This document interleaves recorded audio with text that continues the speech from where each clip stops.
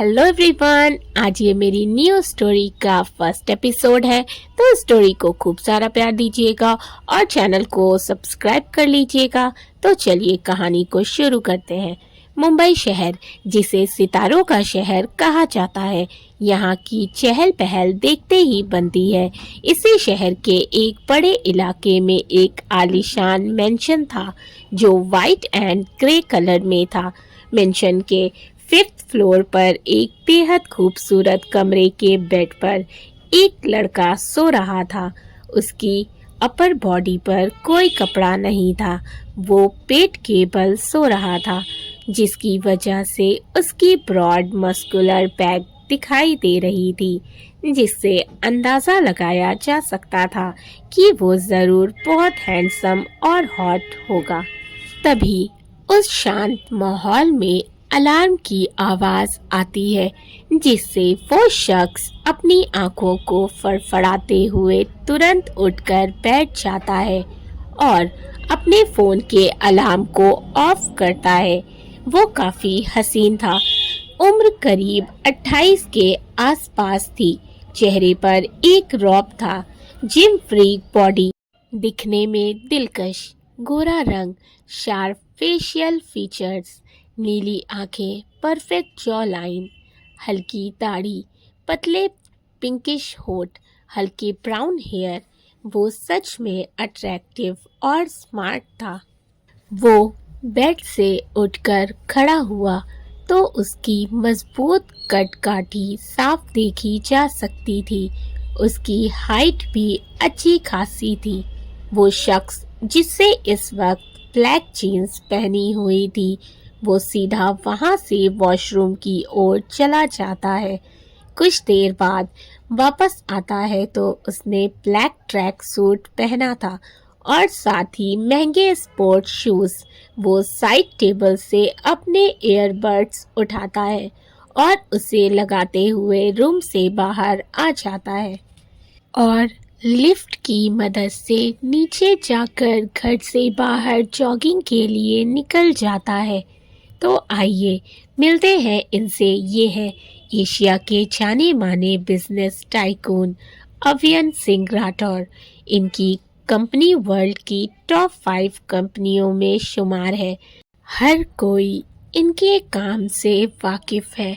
ये बहुत ही handsome, talented और ब्रिलियंट है, साथ ही पंक्चुअल भी।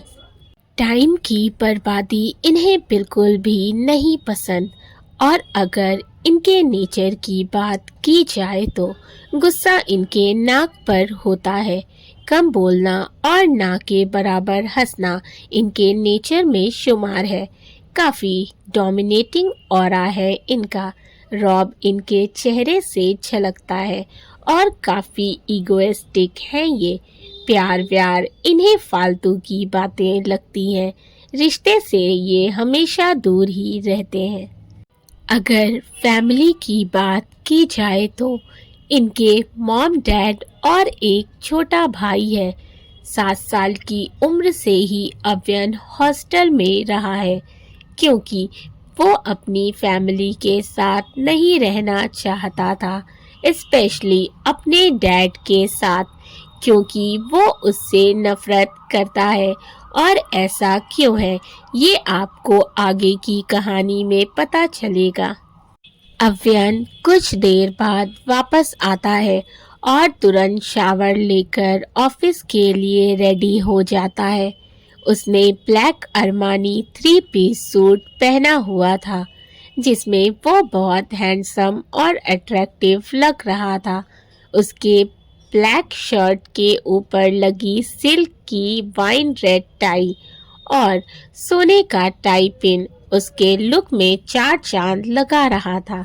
उसके हाथों में रोलेक्स डेटेड प्लैटिनम की वॉच थी, जो उसके हाथों में चमक रही थी। ऊपर से नीचे तक वो खुद में एक ब्रांड था। अव्यन हॉल में आता है और डाइनिंग चेयर पर बैठ जाता है। राकेश, जो मेंशन का हेड सर्वेंट था, तुरंत उसे हेल्दी ब्रेकफास्ट सर्व करता है। सर्व करने के बाद वो साइड जाकर खड़ा हो जाता है। अव्यन अपना ब्रेकफास्ट करने लगता है। ब्रेकफास्ट के बाद वो अपना फोन उठाते हुए वहां से चला जाता है।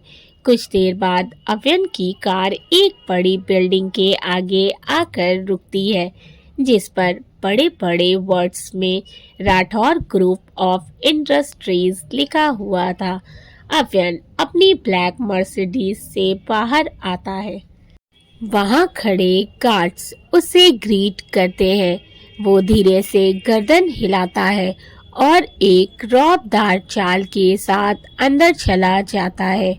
वो लिफ्ट की ओर बढ़ता है और 25th फ्लोर का बटन प्रेस कर अपने कैबिन की ओर बढ़ जाता है।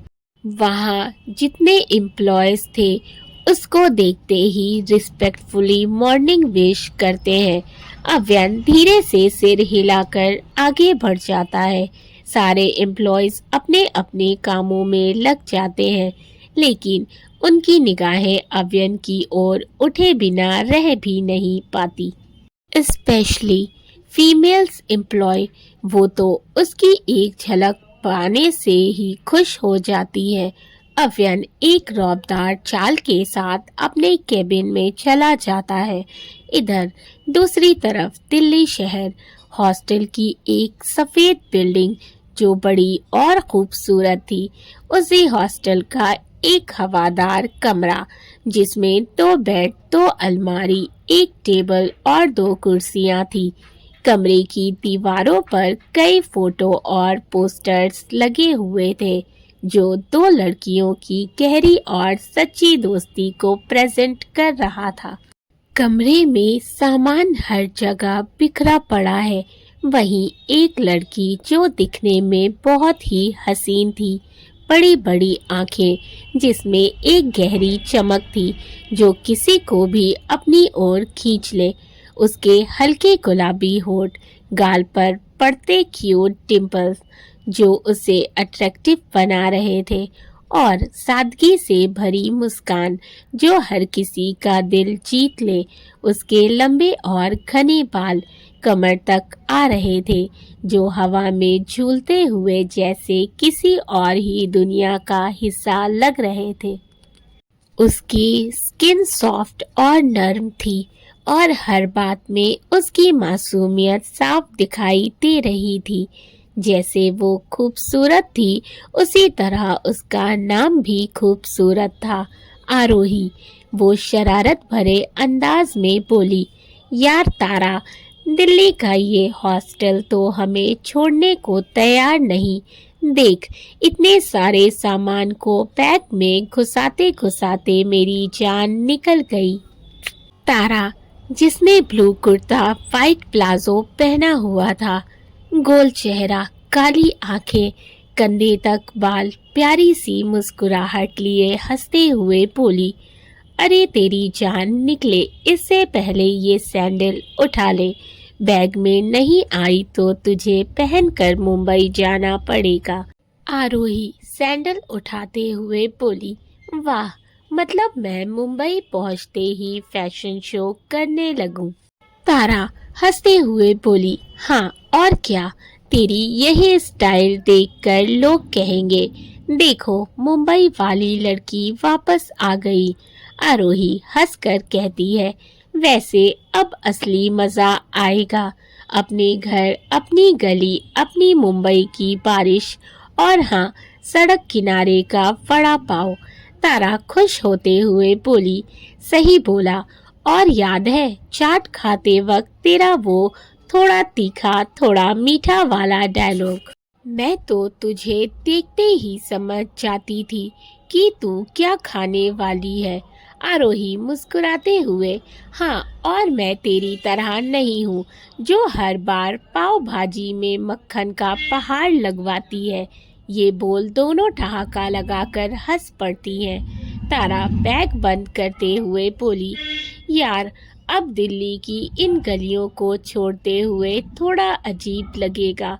यहाँ की मस्ती, क्लास बंक करना और वो प्रोजेक्ट्स के नाम पर कैफे में बैठना, सब याद आएगा। आरोही थोड़ा इमोशनल होते हुए बोली, हाँ, लेकिन अब अपनी मुंबई की मस्ती शुरू करेंगे। वैसे भी तू मेरे साथ होगी तो मुझसे ज्यादा मस्ती कौन करेगा? तारा मुस्कान के साथ बोली, बिल्कुल, और ये याद रखना, फ्लाइट में खिड़की वाली सीट मेरी है। आरोही आंखें घुमाते हुए, सपने में भी मत सोचना। खिड़की वाली सीट हमेशा मेरी होती है। मैं तुझसे पहले चेक इन कर लूंगी। तारा हंसते हुए, देख लेना, अगर तूने मेरी सीट छीनी तो मैं तेरा फेवरेट वड़ा पाव खा जाऊंगी। आरोही मजाक में, तू खा लेगी तो मैं तेरी पूरी पाव भाजी का मक्खन चाट जाऊंगी। दोनों हंसते हंसते बैग उठाती हैं और कमरे को आखिरी बार देखती हैं। तारा सीरियस होते हुए बोली, आरोही, ये रूम, ये दीवारें, कितना कुछ सिखाया है हमें। आरोही मुस्कुराते हुए, हाँ, लेकिन जो यादें बनाई है वो हमेशा हमारे साथ रहेंगी। और सबसे बड़ी बात, तू मेरे साथ है तो मुझे और कुछ नहीं चाहिए। इसी तरह दोनों गले मिलती हैं। तभी नीचे से ऑटो वाले का हॉर्न सुनाई देता है। तारा जल्दी से बोली, चल, ऑटो वाला आ गया। अब देर की तो दिल्ली वाले हमें मुंबई की फ्लाइट पकड़ने नहीं देंगे। आरोही हंसते हुए, और फिर तुझे पूरी जिंदगी यही मक्खन और वड़ा पाव के लिए तड़पाऊंगी। दोनों सामान लेकर रूम से बाहर निकलती हैं, पुराने दिनों को विदा करते हुए और नए सफर के लिए तैयार होती हैं। अव्यन का कैबिन। अव्यन अपने केबिन में बैठा लैपटॉप पर इम्पोर्टेंट वर्क कर रहा था। तभी उसका मैनेजर अनुज, जो उसका चीफ बॉडीगार्ड भी था, केबिन का डोर नॉक करता है। अव्यन उसे अंदर आने की इजाजत देता है। अनुज केबिन में आते हुए उसे ग्रीट करता है और उसकी ओर देखते हुए कहता है, बॉस, मिस्टर राठौर सर आपसे मिलना चाहते हैं। अव्यन, जो अपने लैपटॉप पे नजरें जमाए बैठा था, ये सुनते ही उसका चेहरा सख्त हो जाता है और आंखें गुस्से से भर जाती हैं। वो गुस्से से अपनी आंखें बंद कर लेता है। अनुज उसके गुस्से को देखते हुए दोबारा हिम्मत करके बोला, बॉस, क्या करना है? अव्यन कठोर लहजे में कहता है, tell them I am not interested in meeting them. उनसे कहो मैं उनसे मिलने में इंटरेस्टेड नहीं हूँ, और अगर फिर भी बार बार मिलने की जिद करें तो भी उन्हें मेरी केबिन में मत आने देना। अनुज हाँ में सिर हिलाते हुए, ओके बॉस। अव्यन वापस लैपटॉप पर नजरें जमाते हुए कहता है, what is the schedule of today's meeting Anuj? आज की मीटिंग का क्या शेड्यूल है अनुज? अनुज, बॉस, आज 4 बजे मिस्टर वर्मा के साथ हमारी मीटिंग है डायमंड होटल में, और मिस्टर सिंघानिया के साथ हमारी जो मीटिंग है उसकी डेट कल की फिक्स हुई है। अव्यन हाँ में सिर हिलाते हुए, all right, you go and get ready for the meeting. ये बोल वो उसे जाने का इशारा करता है। अनुज ओके बॉस बोल वहाँ से चला जाता है। अव्यन वापस से अपने लैपटॉप पर काम करने लगता है। दूसरी तरफ एक बड़ा सा विला, जिसकी खूबसूरती देखते ही बनती है। उसके चारों ओर हरियाली और सामने एक बड़ा गेट, जिसके अंदर एक ब्लैक कलर की कार एंटर होती है। गार्ड्स जल्दी जल्दी दरवाजा खोलते हैं। वो कार विला के अंदर आकर रुकती है। एक गार्ड आकर तुरंत कार का बैक डोर ओपन करता है। अंदर से 55-56 साल के एक शख्स, जिन्होंने ब्लू 3-पीस सूट पहना हुआ था, बाहर आते हैं। चेहरे पर तेज घनी मूछें, सिर पर हल्के काले बाल जिनमें अभी सफेदी आने लगी थी। ब्रांडेड शूज पहने वो कार से निकलते हैं और सीधा विला के गेट से होते हुए अंदर चले जाते हैं।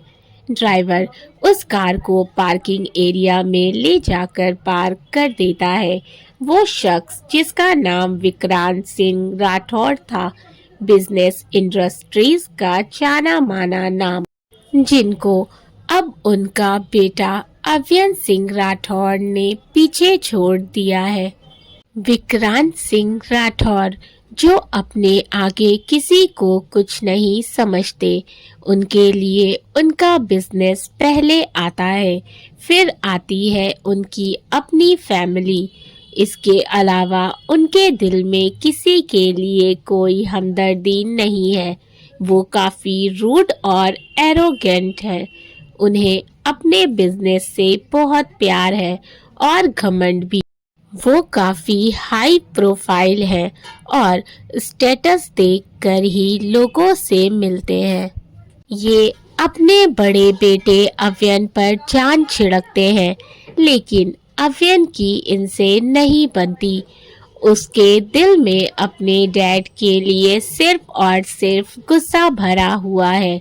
विक्रांत जैसे ही अंदर आते हैं, सीढ़ियों से उतर रही एक औरत जो दिखने में खूबसूरत और पॉजिटिविटी से भरी हुई लग रही थी, तुरंत उनके पास आती है और आंखों में चमक लिए कहती है, अव्यन से बात हुई आपकी? विक्रांत एक लंबी सांस लेते हैं और सामने रखे सोफे पर बैठ जाते हैं। वो औरत उनकी ओर देखते हुए हिचकिचाते हुए कहती है, क्या हुआ विक्रांत जी, आप कुछ बोल क्यों नहीं रहे? क्या वो इतना बोल वो रुक जाती है। विक्रांत एक्सप्रेशनलेस फेस के साथ बोले, उसने मुझसे मिलने से ही मना कर दिया, तो फिर बात कैसे होती? आप जानती है ना आरती, कितना जिद्दी है वो। उस इंसिडेंट की वजह से वो आज तक मुझसे नाराज है, या यूं कहूँ नफरत करता है वो मुझसे। यही वजह है कि वो आज हमारे साथ नहीं रहता। आरती उदास चेहरा लिए बोली, न जाने कब मेरा अव्यन मेरे पास अपनी माँ के पास लौटेगा।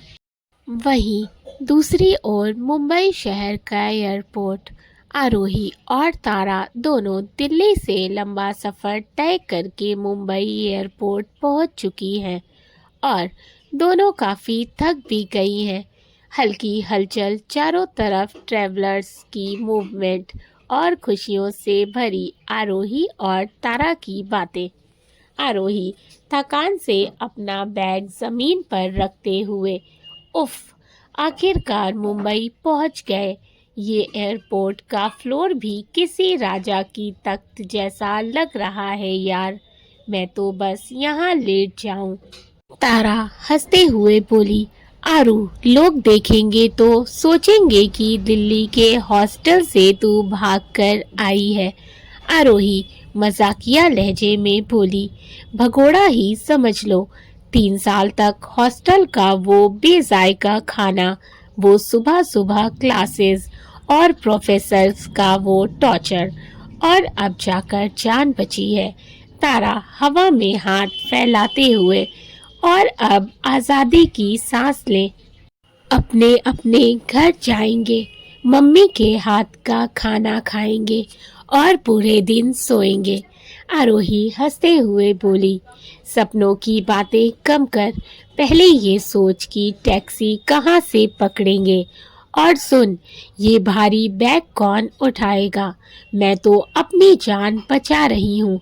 तारा थोड़ा चिढ़ते हुए बोली, तेरा बैग तुझसे हल्का है मैडम। वैसे क्या सोच रही है? घर पहुंचकर सबसे पहले क्या करेगी? आरोही खुश होकर पहले तो अपनी माँ से गले लगूंगी, फिर उनसे खूब सारी बातें करूंगी और फिर अपने कमरे में जाऊंगी और फेवरेट मूवी देखूंगी, और हाँ, सबसे ज़रूरी एक कप भरकर चाय पीऊंगी। तारा हंसते हुए बोली, वाह मैडम के सपने तो देखो, वैसे मेरे प्लान्स थोड़े सिंपल हैं। बस मम्मी के हाथ के गरम गरम आलू के पराठे खाऊंगी और एक हफ्ते तक बिस्तर से नहीं उठने वाली। आरोही शरारती अंदाज में। तेरे प्लान्स सुनकर नींद आ गई। चल अब जल्दी से निकलते हैं, वरना घर पहुंचने में रात हो जाएगी। और सुन, मेरी शादी में जरूर आना। तारा चौंकते हुए बोली, तेरी शादी? कब, किससे? और तूने मुझे बताया भी नहीं। आरोही हंसते हुए बोली, अरे पागल, जब होगी तब बुलाऊंगी ना। मैं तो बस मजाक कर रही थी। फिलहाल तो मुझे एक अच्छी सी जॉब करनी है, शादी नहीं। तारा मुस्कुराते हुए, तू अगर नहीं भी बुलाएगी तो तेरे घर आकर झंडे गाड़ कर बैठ जाऊंगी और खूब मस्ती भी करूंगी। लेकिन तू पहले अपने प्रिंस चार्मिंग को तो ढूंढ ले। दोस्तों, आई होप कि आप लोगों को मेरी न्यू स्टोरी इश्क वाला लव पसंद आई हो। कहानी अच्छी लगी हो तो वीडियो को लाइक कर दीजिएगा, चैनल को सब्सक्राइब कर लें, साथ ही अपने फैमिली एंड फ्रेंड्स के साथ भी शेयर करें। इसी तरह से अपना प्यार बनाए रखें एंड मुझे कमेंट करके ज़रूर बताएं स्टोरी कैसी लगी। मिलते हैं इसके नेक्स्ट एपिसोड में। Thank you for watching and keep supporting. Love you all.